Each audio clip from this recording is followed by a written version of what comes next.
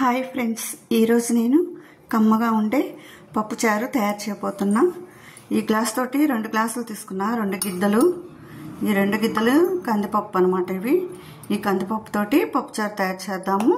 కావాల్సిన పదార్థాలు వచ్చేసి పచ్చిమిర్చి 4, కొత్తిమీర, కరివేపాకు, ఒక ఉల్లిపాయ, నిమ్మకాయ సైజ్ అంతా, చింతపండు, చిన్నులపాయలు 4, టమోటాలు, నూనె, ఉప్పు, కారం, పసుపు, తాళింపు గింజలు.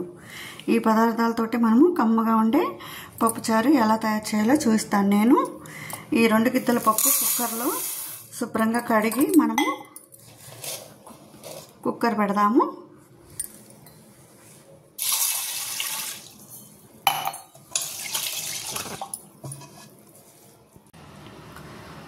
శుభ్రంగా కడిగి పెట్టుకున్న ఈ కందిపప్పులో 2 గ్లాసులు వాటర్ పోయాలి.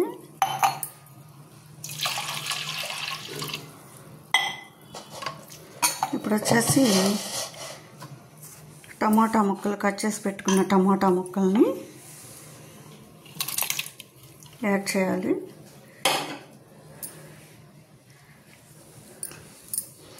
కట్ చేసి పెట్టుకున్న పచ్చిమిర్చి, కొన్ని ఉల్లిపాయ ముక్కలు కూడా యాడ్ చేద్దాము.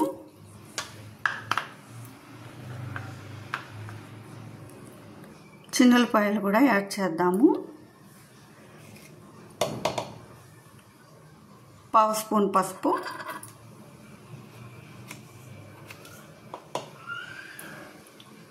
1 స్పూన్ కారం, పచ్చిమిర్చి ఉన్నాయి కాబట్టి. ఇప్పుడు ఇంతవరకు కుక్కర్ పెట్టుకోవాలి. 5 విజిల్స్ వస్తే మెత్తగా ఉడికిపోతుంది.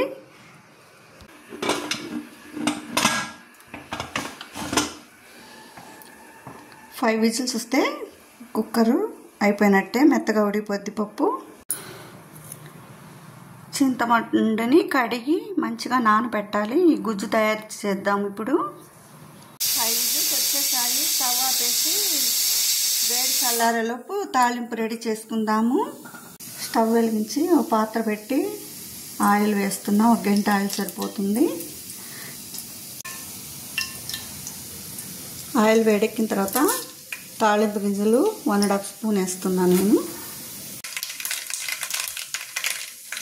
చిటపట వేగిన తర్వాత లైట్ ఎరుపు వచ్చింది కదా, ఇప్పుడు వచ్చేసి ఉల్లిపాయ ముక్కలు,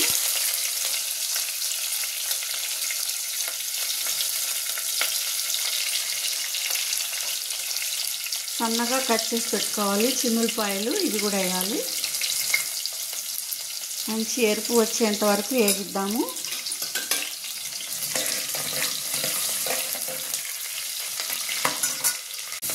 వేగిపోతున్నాయండి ఉల్లిపాయలు. ఈలోపు కరివేపాకు కూడా యాడ్ చేద్దాము.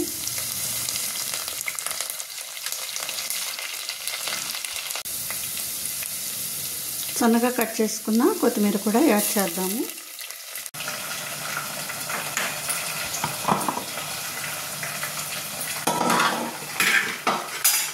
పప్పు మంచిగా ఉడికిపోయింది. ఇప్పుడు కొంచెం ఇందులో ఉప్పేసి, తగినంత ఉప్పేసి బాగా గంటతోనే ఎనిపేద్దాము. ఊరికనే కుక్కర్ కాబట్టి గంధమల్లే మెదిపోతుంది అన్నమాట.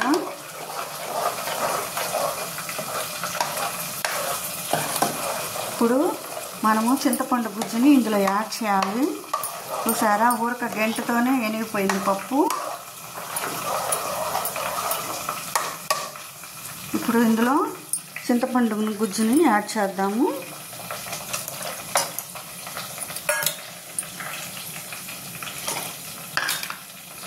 ఈ విధానంలో చేయండి, చాలా కమ్మగా ఉంటాయండి పప్పుచారు. మనకు చిక్కగా ఉన్నాయి కాబట్టి కొంచెం వాటర్ కూడా యాడ్ చేద్దాము.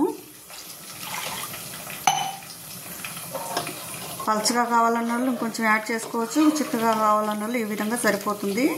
ఇప్పుడు తాలింపులో ఇవి పప్పుచారు పోయాలన్నమాట.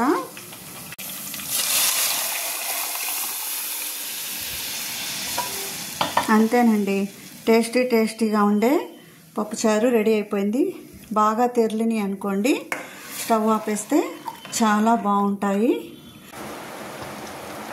చూసారా, కమ్మగా ఉండే కమ్మని పప్పుచారు తెరలిపుతా ఉంది కదా. ఇప్పుడు మనం స్టవ్ ఆపేద్దాము. రెడీ అయిపోయిందండి. టేస్టీగా ఉండే పప్పుచారు రెడీ.